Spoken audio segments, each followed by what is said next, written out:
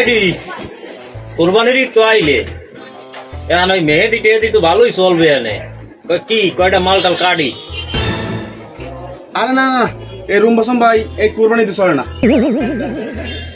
বুঝলাম না ভাই সকাল হইতে বরিশাল দেওয়া কতটা আর মাল কাটছি অর্ডার নসিরি ডোহার পরই কোনো মালিক কোনো দোকানদারে রাখতে চায় না কাহিনী দেখি। আরে মেয়া মাইয়েরা মেহেদি দেয় কবে?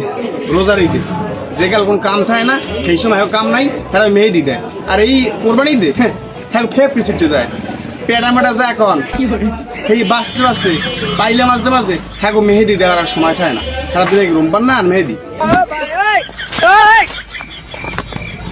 কোন কি ভাই আমি নসিরি মাইয়ারা কি কোরবানির সময় একসার ওই পাইলে মাঝে আর ওই পেটা চালায়?